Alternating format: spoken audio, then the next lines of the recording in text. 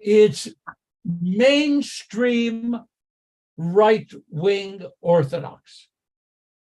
So that at times while we were living in Israel, Risa and I would go to Heichal Shlomo to listen to a really interesting program. And it's a good place. What was this meeting? It was a meeting of Orthodox Jews who are opposed to the policies of the new government.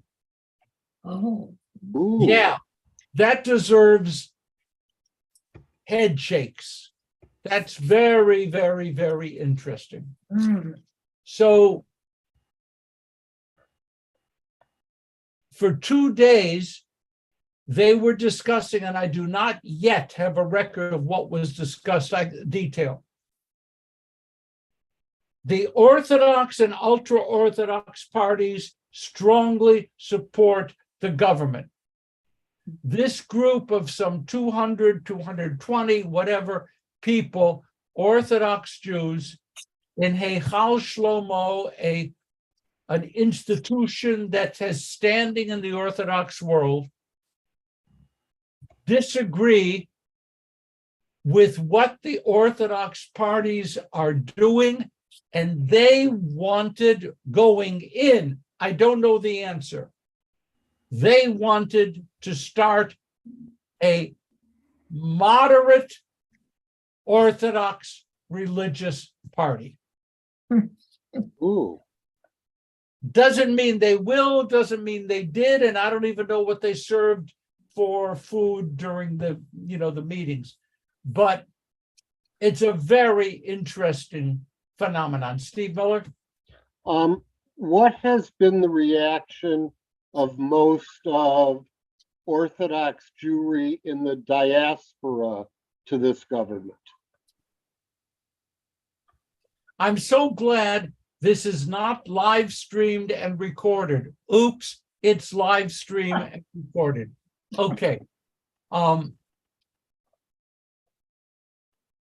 My experience, which is considerable, with the Orthodox, not ultra-Orthodox, with the Orthodox establishment in this country, especially and specifically the Orthodox Israel involved segment of that community,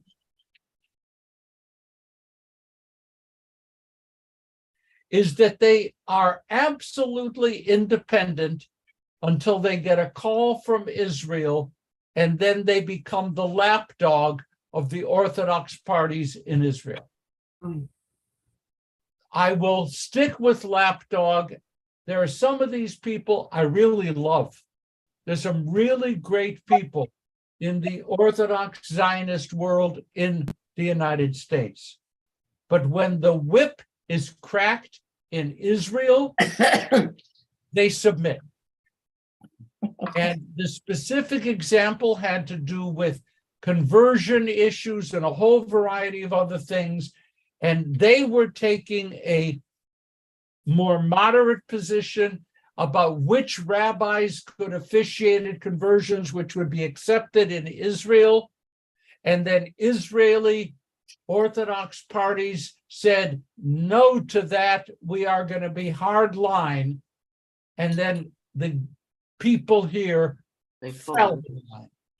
So, Steve, to answer your question with a large answer, they are not going to oppose the chief rabbinate, and they are not going to publicly oppose the ultra-Orthodox, Orthodox religious establishment, political establishment in Israel.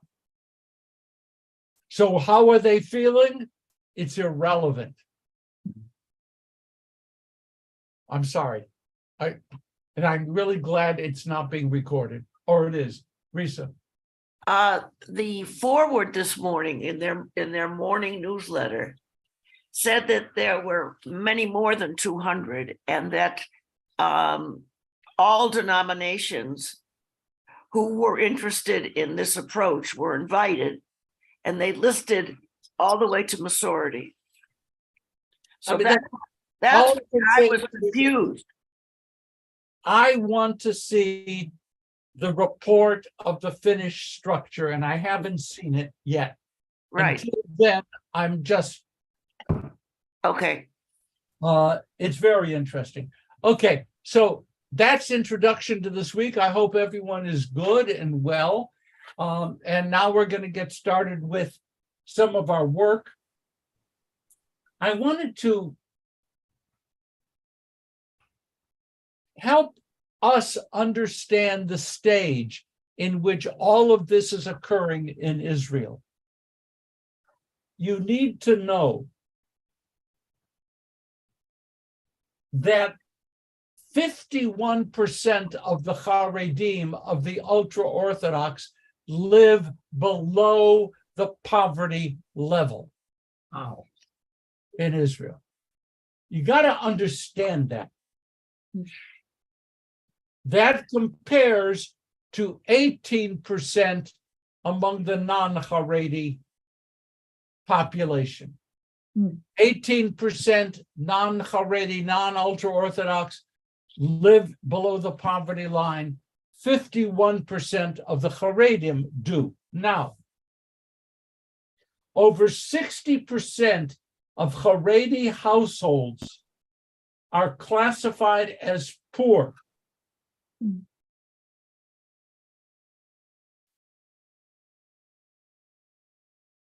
Haredim work less.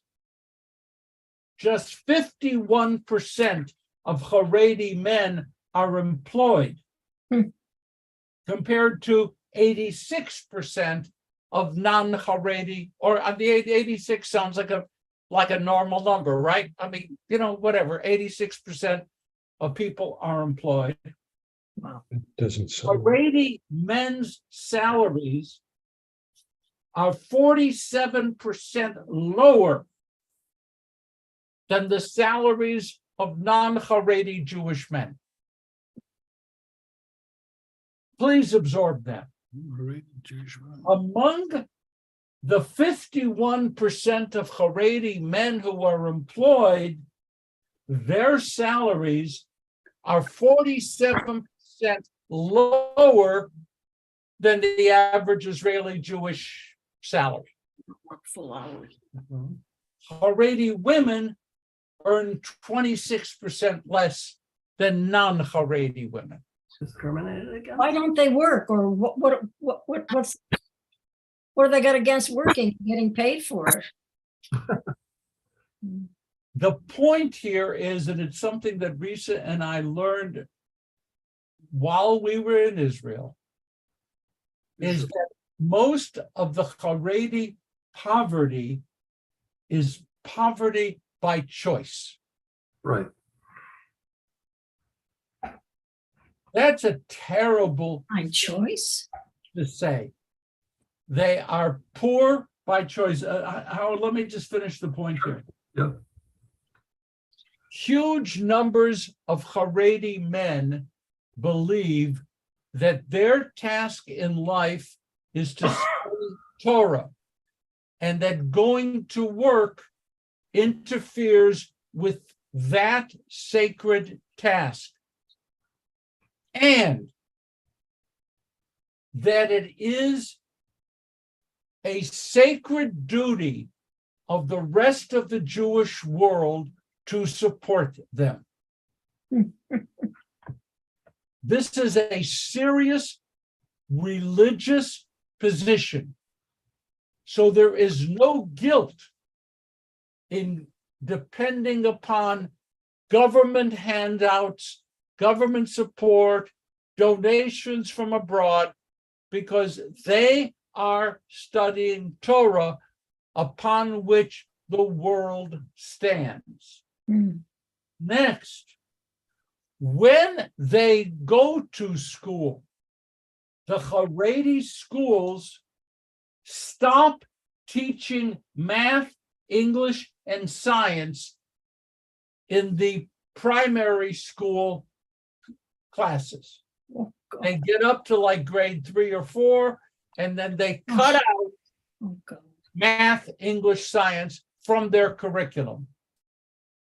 Wow. So these are all choices. Large segments of the Haredi education system view math, English, and science the way other people would view the bubonic plague. Thus, even if they would then go out and look for a job, to say that they're underqualified, I mean, it's obvious. Not undersmart, by choice. Now, in the new agreements signed for this government, the Haredi parties demanded and received 2 huge budget increases for their subsidies for yeshiva students who don't work ever. Government is providing more money. And secondly, an increase in money per child in Haredi families, so that having children is not only religiously mandated, but economically beneficial. Is your cousin? Parents You want to also receiving, drop that. parents are also receiving under the new plan major support for daycare without an income requirement, which means that parents don't need to work to have daycare paid for by the government.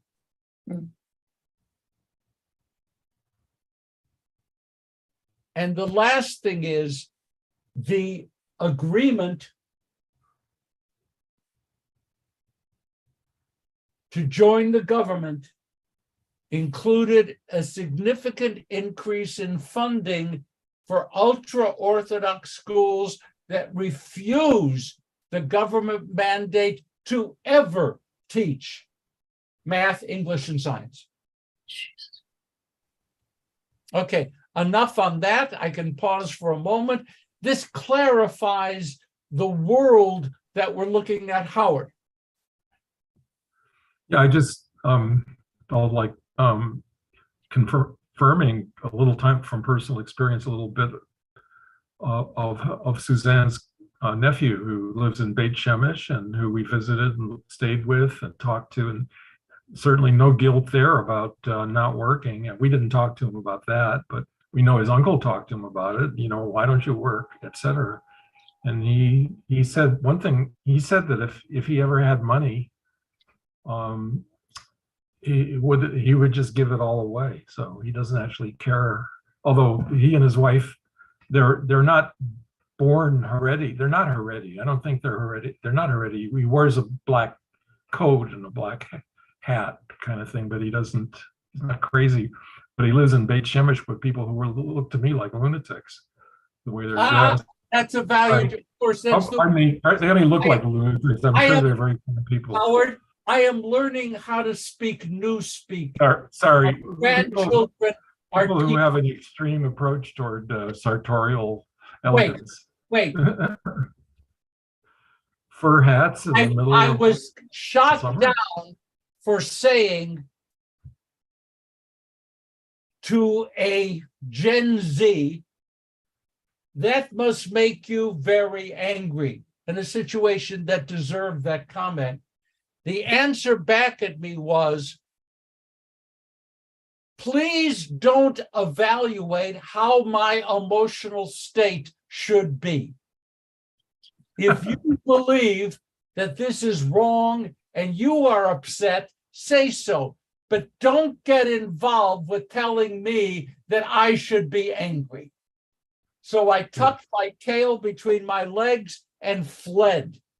So, I'm sure it's good advice. okay, I'll withdraw it. But anyhow, my friend definitely. I don't think, like I say, I don't think he's Haredi. And one thing, he and his wife, they're both. I guess are they called Baal Tshuva? Baal Tshuva are those who Canada, turn toward ultra orthodoxy. I mean, Yes. he graduated from college in Miami, and he dropped out of law school to go and then he was he was told who to marry in an arranged marriage from somebody from Canada, and they have a lovely family. But for example, they definitely only have 2 children, so they must be practicing birth control, because I'm sure Well, they must. Let they me can't just- have more. Oh, they can't. Okay, I got that wrong. Anyhow, they only have 2 children, but they don't care about. They're not earning any. He's not earning any money. Okay. He never plans to. Howard, good. We got the point. Now, what's the best way for Yeshiva Bocher, a student of full-time, forever student of Talmud, to marry? The daughter Somebody will support him. of a very rich man. Yeah. And that is a standard matchmaking process in which the truly bright students are matched up with the daughter of a rich man, who then acquires the zechut in Hebrew, the privilege of supporting them for the rest of their lives. Okay, Susie. God. Oh, God. I have 2 questions. My first question is, can you hear me? Yes. Yes, Okay, that's not one of my questions. that's your first Um, question. What's your second question? If they don't study science and language and mathematics, what do they study? Talmud. Pardon me? Talmud. Talmud. The whole day they study Talmud. And where do they learn how to read the Talmud? Oh, it starts off, they start off in the first couple of years, they learn how to read, they learn whatever, and that ends after second, third grade. Okay. Now, my second question is, what is the difference, or is there a difference between ultra Orthodox and Haredi? No, There's no difference. So it's the same thing. When you talk about ultra Orthodox, you can assume that they're Haredi. and obviously there are nuances in every person of their level of Haredi-hood or ultra orthodoxiousness, and it's the same across the world. But you're able to make categories. Ultra Orthodox Haredi, that's one bundle. I once say he was Orthodox, ultra Orthodox. And I'm going to I have to squeeze one more question in. This affluent gentleman, father of the daughter who arranged the marriage for her and is giving them money. Where does he get his money? Oh, a man, an Orthodox man, whatever, who makes money, who's in business, who inherited money. Risa has she's gone, so I can talk about her family. Risa has a Baal Tshuva cousin, and he went Baal Tshuva all the way, okay? All the way. With his MIT degree and his great success in business, he now supports a tribe of children and grandchildren who are all only in yeshiva, despite his major secular education. Okay, please, Doris. Can we assume that these people never watch television, read a newspaper, or have any idea what's going on in their country? Are they totally just sitting and praying all day long? And They don't sit and pray, they study. they study. They also pray. I mean, so there's no connection to the outside world. Is that They correct? are not permitted in the Haredi community. Now, always I have to temper this by saying most or usual, because clearly there are differences. But mainstream, no internet. No internet. They have newspapers, but they are the newspapers published in and for their community. Cell phones are restricted so that they can be used for cell phoning, but they cannot be used for texting and for interneting. Credit cards. Credit cards, there are within the Haredi community approved credit cards which cannot be utilized on Shabbat or festivals. They don't work.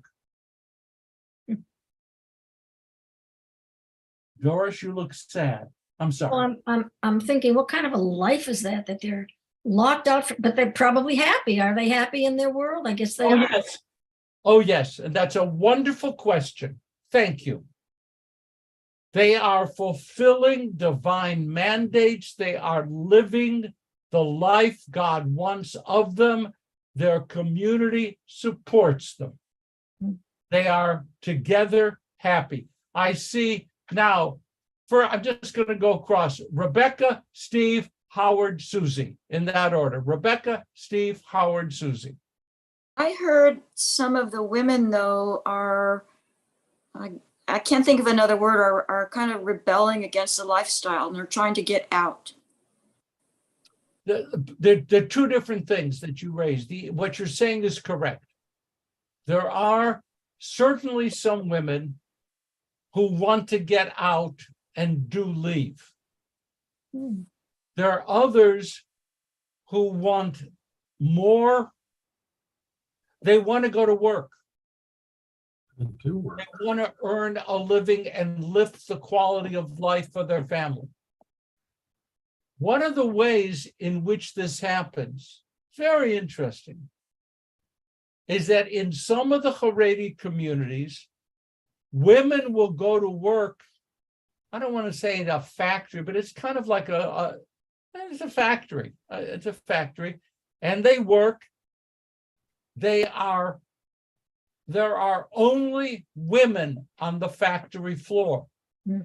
And there is a mashgiach, there is a supervisor who supervises that no male enters that space. Okay? That may sound weird, but on the other hand, it's good because they're going to get out, they're going to go to work, they are working. You can't keep them behind the information wall when they are working, interacting with other people. So, yes, some leave, but some are looking for accommodation. Some are looking for accommodation through their lifestyle. And I find that very positive. Steve. What I don't understand with this whole anti-education thing, I don't see it in the Torah. I don't see it in history. We strive to repair the world, to make ourselves better people, to do good things. There's certainly, other than, you can take a sect of Essenes or something, but how did this develop and what is the justification for just abandoning all of the other things that we see as traditional historic values? I'm going to try to say something to you. First of all, I'd like to stipulate, I love you. You and I have a great relationship. Number two, no one gives a damn whether you understand or not. Oh, I know, but that doesn't mean I don't want to understand. No, with all due respect and love, in other words, in their community, this is what their rabbis teach, and this is what they've come to accept. Understand a little bit of the background. When the Orthodox revival started, it was following the Holocaust, and most of the ultra-Orthodox world was destroyed. Some came to Palestine, Israel, and reestablished Hasidic dynasties, reestablished an ultra-Orthodox way of life. They were initially tolerated because Ben Gurion on down all believed that they would wither in a generation. So let them do their thing. They didn't wither.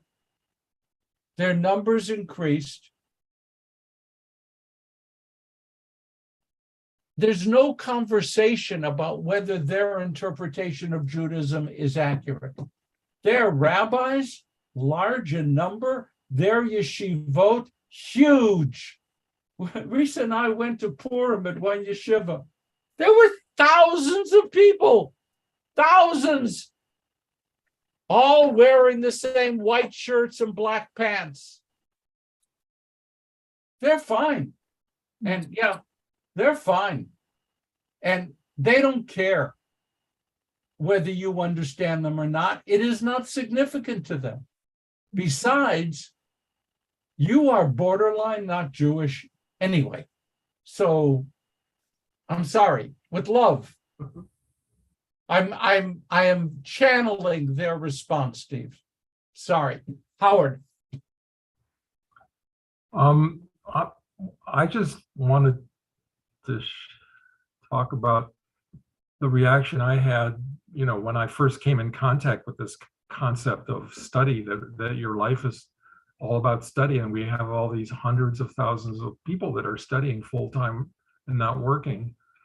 To me, study is in science. I spent a lot of time in the academic world, and we are studying, we're doing research, we're learning. And one of the things we do is we look at, we say, well, what have we accomplished? And in the case of physics, we have, quantum electrodynamics, and we have the Higgs boson and gravitational waves. What have we learned? What research? All this research, what has this research yielded? But here are these guys sitting and doing research and learning. And what have they learned? It's the whole, I never heard, I'm sure it's because I haven't heard about it, but I haven't heard about the new breakthrough in studying the Talmud that they did, or what did they find out that they didn't already know 200 years ago? I don't understand. Let me try to answer this, because there is an answer. It says, for example, in the Talmud, I can throw quotes and they can throw quotes and no one really cares. Lo hamidrash ikar ela hama'aseh. It's not the study that is the primary goal, but the action that follows on the study. That's a very Jewish value. It's what you do with what you learn. You have a job out there to repair the world. So that's the nice Orthodox, not ultra, Orthodox and mainstream Jewish view. That's like Musar. That's like Musar, right? Wait, why? They believe, and I say this with profound respect, that the work that they're doing, perpetuating the study of Torah through the study of Talmud, is that which keeps the universe in balance and alive. They believe that what they are doing in their yeshiva or yeshivot is basically high-level science.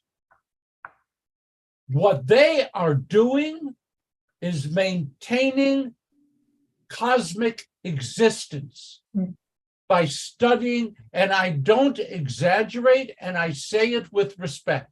They believe that. And I have to leave it there. They are not looking for results in physics. But they should be looking for results of Talmud, or why are they studying Talmud and not coming up with anything new? They are studying Talmud to preserve the pursuit of the new as something new is not a Haredi goal in Talmud study.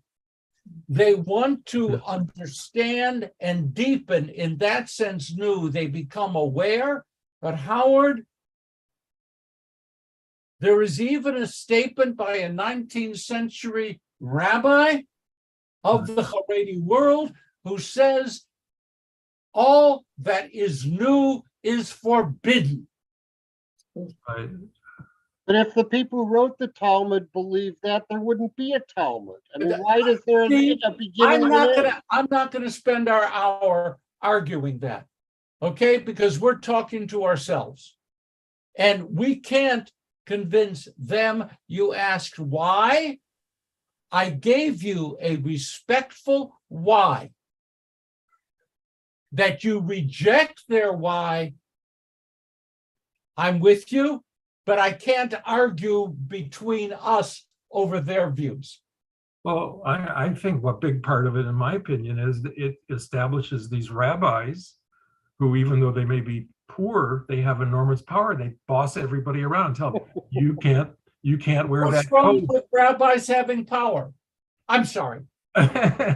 You can't do this. This is what you have to eat. You can't, here It's you could only totally use these that people to way. to slaughter your chickens, things like that. It is totally that way, Susie. I was in Eilat. The first time I went to Israel about 15, anyway, many years ago. And I was on the beach and there was a whole Haredi family that was on towels and lounge chairs and everything.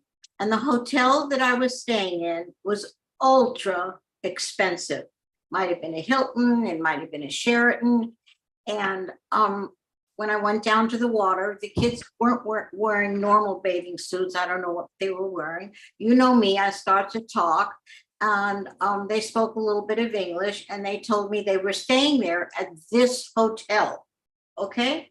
Now, if I were an Israeli citizen and paid my taxes and was sitting on the beach, and I would be very resentful of the hard work that I do, that these people, they could have wonderful hearts and study all day and whatever, but who's accountable for how they spend their given money?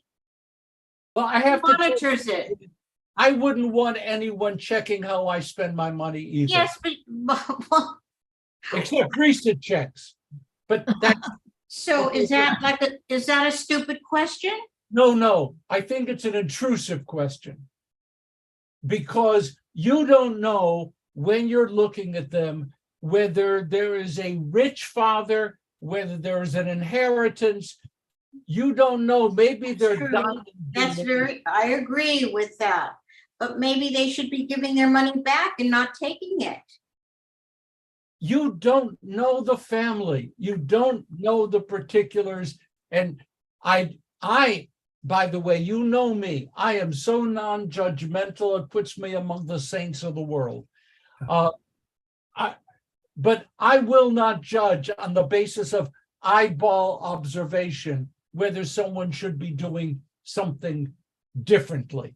I really wouldn't. I wouldn't. Okay. If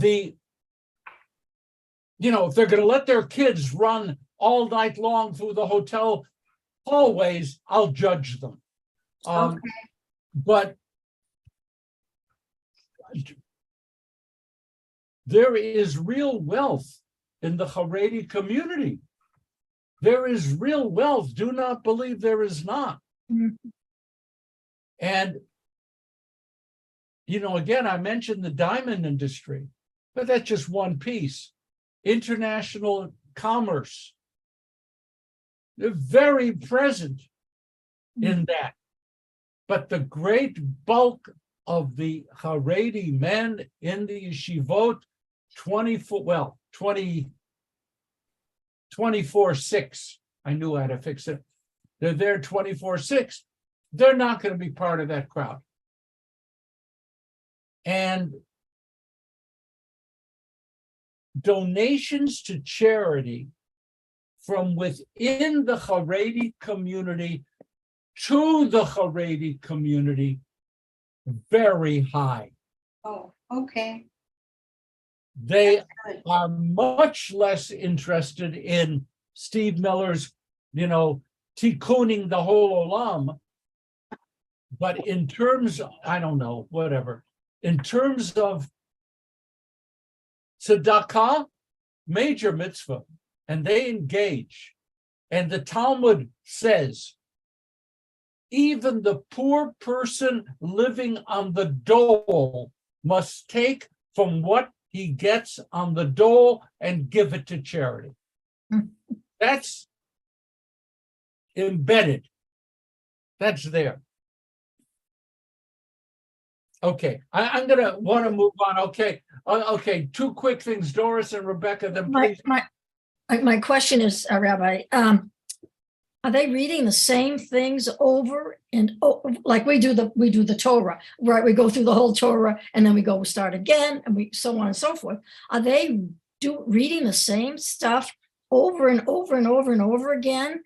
I mean, are they learning anything from repeating First of all, everything? the Talmud is very large. It's very large. I don't know, 60, 70 times bigger than the Bible. So there's that. Next,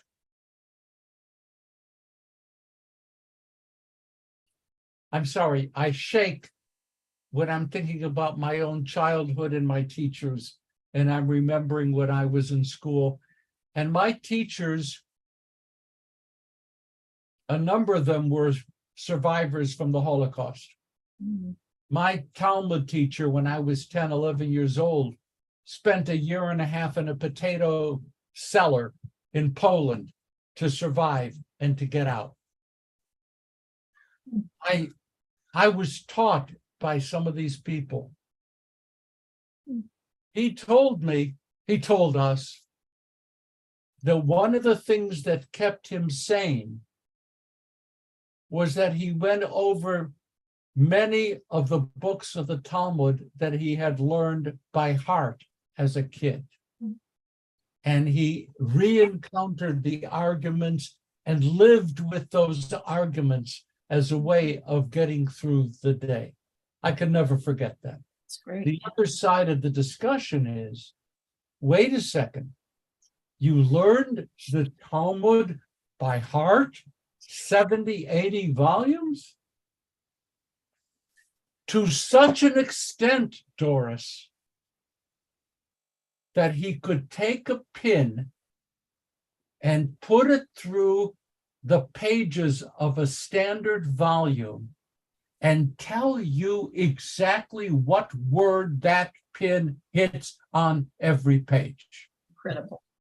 These were real. This is not, I mean, after I'm long gone, but I want to tell you, these people did that. They knew. So when you're saying looking for new in the arguments, there's always new. More to learn, more to understand. Okay, I want to go back one more and then I want to go ahead. Rebecca? This is sort of an aside, but this happens in other religions also. Is that correct? You certainly have examples of it within those people who become monks living in monasteries, but even they,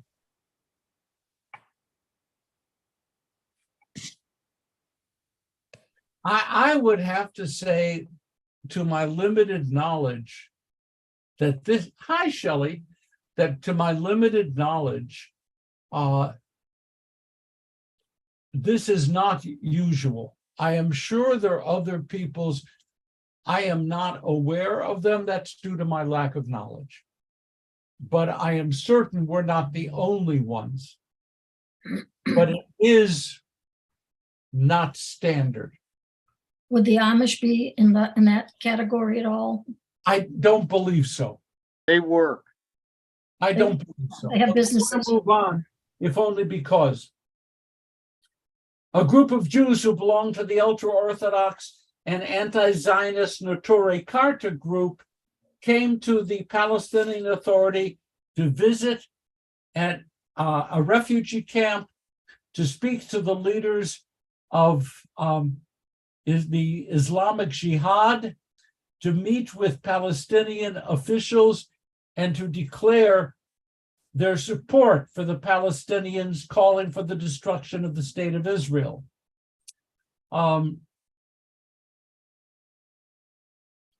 They spoke of their steadfast opposition to the occupation, and they reject Israeli sovereignty. The Neturei Karta, a branch of the ultra-Orthodox, a small branch. In the negotiations, I mentioned to you that a new tax that had been placed on disposable one-use dinnerware and a tax on sugar-filled soft drinks put on by the prior Israeli administration have now both been revoked. Israel continues to be the largest consumer per capita of single-use disposable plastic and paper.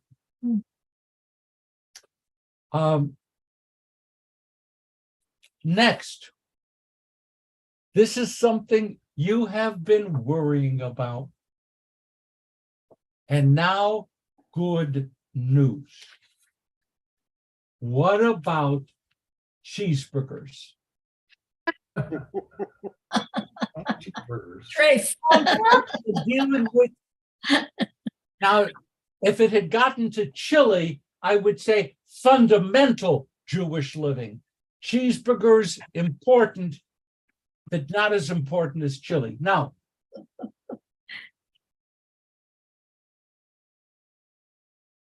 we are now culturing meat out of non-meat materials.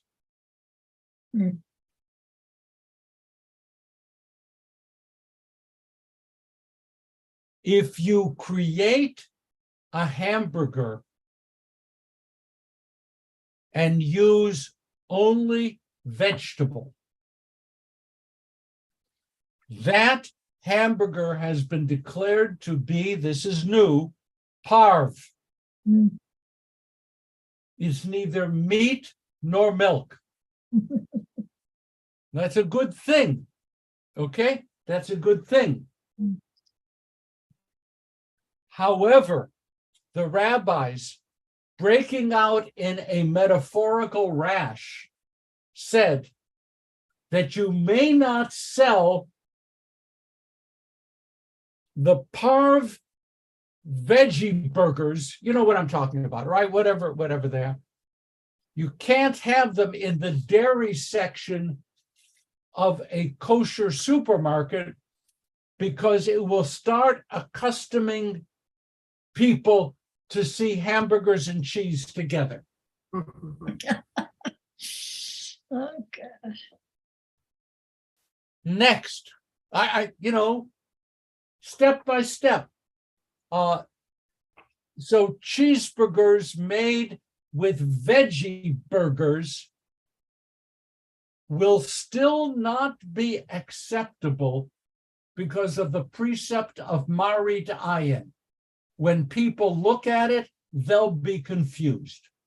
So don't eat a cheeseburger. Now, that doesn't mean, and here's the good news. Could you serve a veggie cheeseburger in your own home? And the newest answer seems to be yes. Wow. This is a miracle. Come on, we're going to leave here with good news. So you can have the veggie burger, With cheese. have some cheese on it, eat it at home, no problem. Wow. Sounds Say some Orthodox rabbis.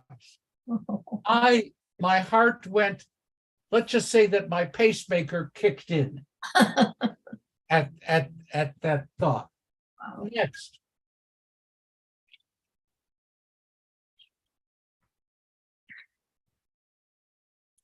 The big battle over changing rules for the judiciary is becoming the major battleground in the new government.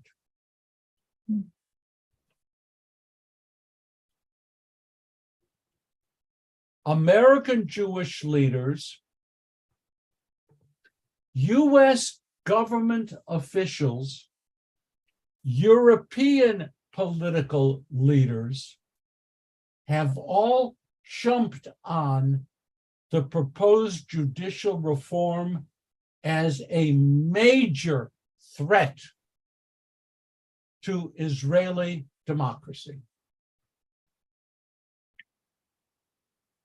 To such an extent that this morning, a group of influencers called upon President Herzog to say that if the changes in the judiciary, which will put the Knesset totally in control of what's legal and what's not, if that passes, Herzog should resign. I do not believe that that will be treated as a possibility. But Herzog has condemned the changes proposed. Bibi says, don't get yourself all wrapped up. By the time that proposal works its way through the Knesset, all the scary parts will be removed. And then he almost said, trust me. What? Trust me. Okay? But if you're looking to see how things are going, just follow the one issue of judicial reform. Okay? There's a lot of other stuff. Follow that one, that thread, because that's where the rubber is hitting the road. One of the real problems is somebody noticed that the proposed judicial reform will give the Knesset the right to overturn any conviction of Netanyahu. I view that as purely coincidental. Or not. So people are going to be watching this reform. There are a lot of other, you know what else is going on? Israel has a lot of national parks with swimming facilities, some lakes, ponds, springs, built-in pools, whatever. And now the ultra-Orthodox are proposing a rule that 15% of the open hours of those pools, lakes, springs, whatever, must be reserved for segregated swimming. I mean, this stuff,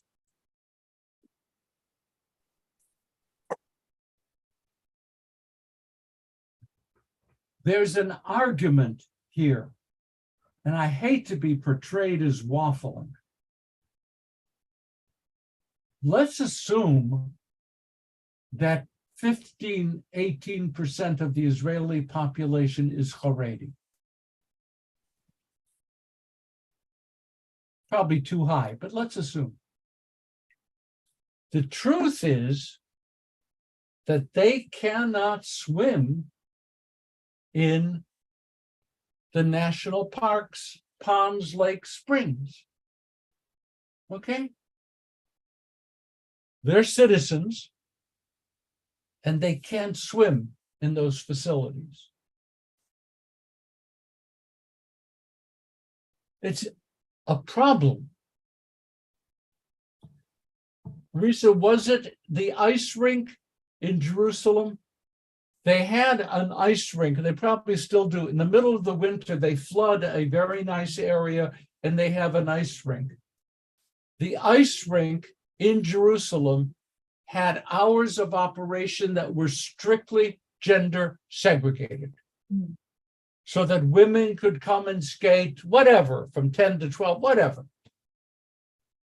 And now they're saying we should do that nationally at all the parks. The response to that is, this is one more step toward making Israel a Haredi-dominated state in which religion will replace all other issues. All that I'm saying is they're going to be battling over this.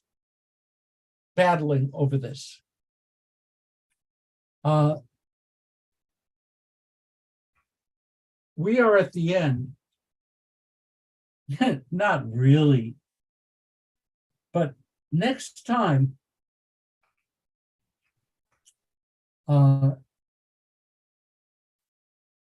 we may raise the question,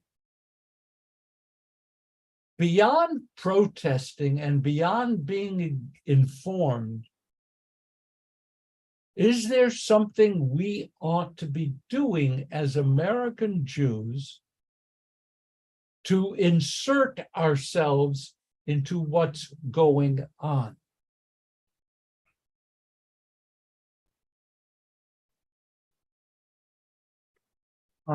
There's just so much here.